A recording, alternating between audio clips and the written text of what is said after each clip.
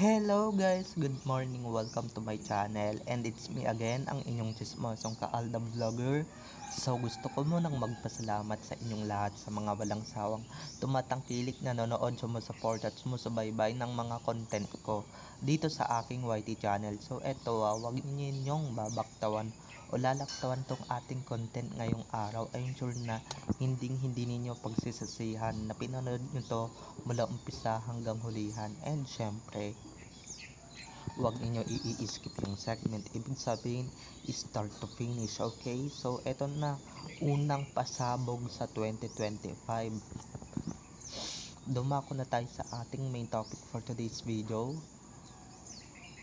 Grabe Alam kong New Year ngayon, pero guys, eto na ang official na tally ng kinita ng mga MMFF 2024 movies. Nangunguna syempre kay Vice Ganda with 201 million pesos.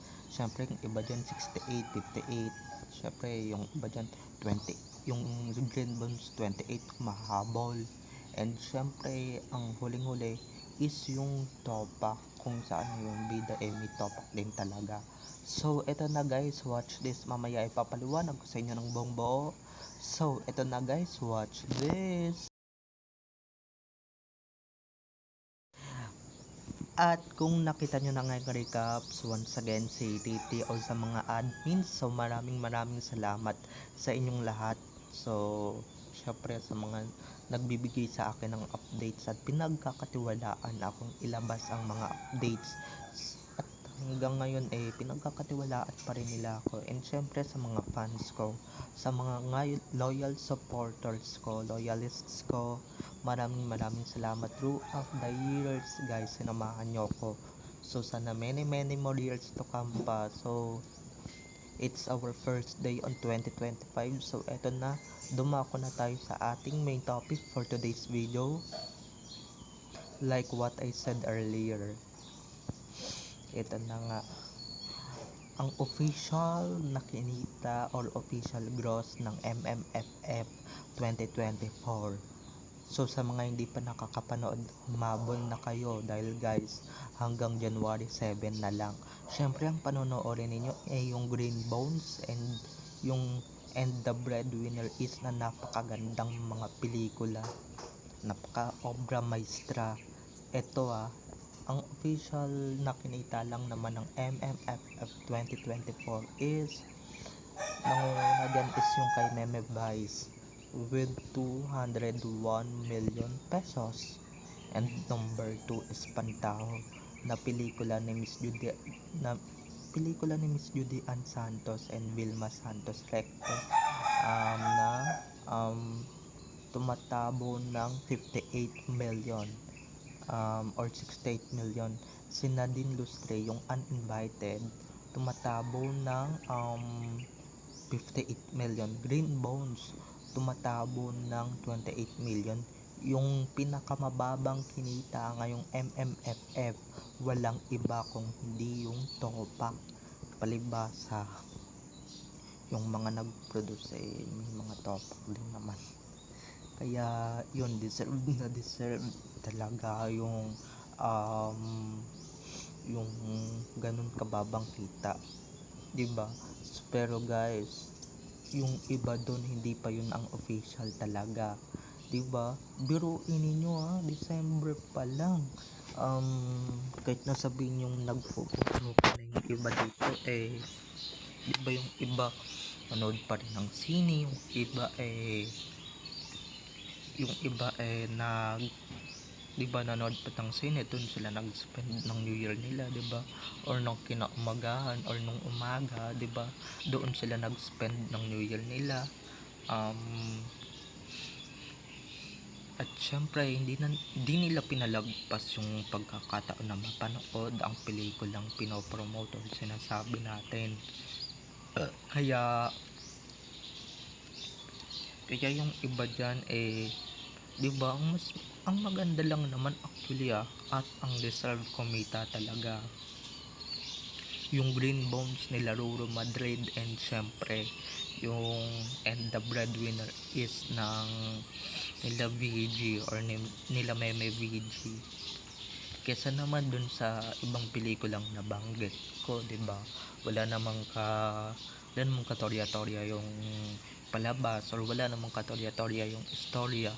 Um, at saka hello, may pinalabas dyan sa MMFF na pinalabas na before. So, ang siste, recycled lang. Siyempre, sino ba naman ang magkakagusto sa recycled? Bukod sa bida, hindi naman talaga natin gusto. Recycled pa yung gawang movie. O recycled pa yung ginawang movie. Kaya, ayan, walang nag-produce. Sila na lang mismo yung nag-produce sa sarili nilang pelikula, diba? Di katulad ng uninvited ng Green Bones, it's Pantao, talagang sinugalan, 'di ba?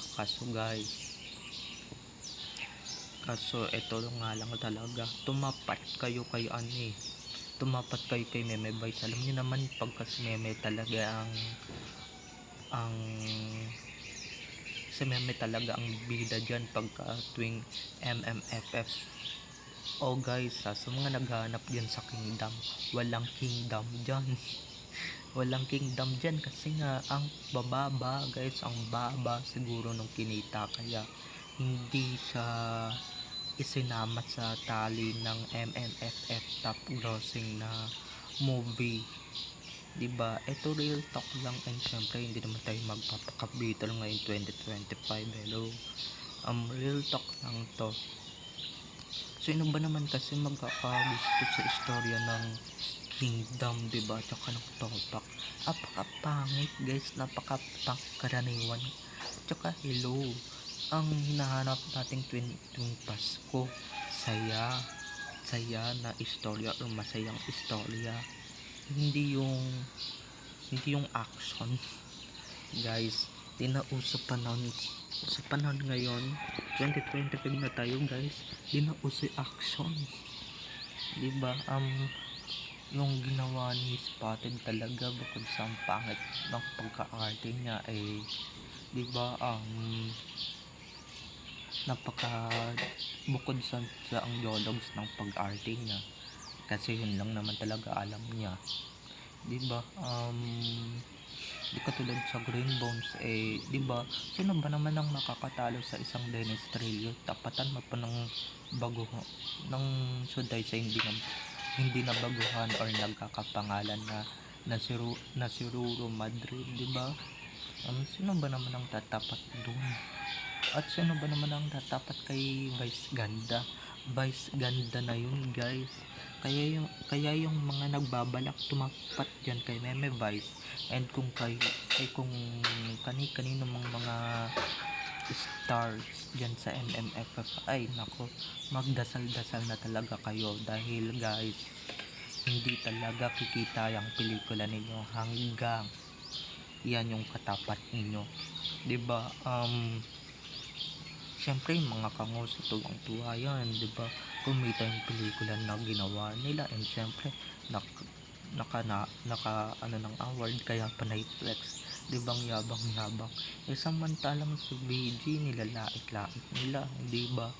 Pero eto nagka-award lang kayo, pero ang baba pa rin ng kinita ninyo. Si Vice Ganda pa rin ang napakataas ng kinita, 200 million pesos. Kaya guys, panoorin nyo na yung Green Bones, and syempre yung and the Breadwinner is bago pa mahuli ang lahat, dahil January 7, 2025 talagang aanoy na agad yan ng mga sinian, ipupull out na agad yan, kasi nga tapos ng MMFF. Liban na lang talaga guys kung talagang i-extend. So sana na ma-extend, sana talaga. Kasi guys, I love watching movies, and I love watching Filipino films, kahit na hindi tayo nakapanood ng sine, kasi nga, diba, pero sa YouTube, malay nyo naman, diba, maipalabas, o baka mamaya sa YouTube kay Vice pa rin yung nanguna, ha, o yung iba dyan baka mamaya magpadig na naman ng views, alam nyo na kung sino yon, So, bye-bye na mga ka-ADN. I love you all. Have a nice day. Keep safe and God bless. Happy New Year everyone.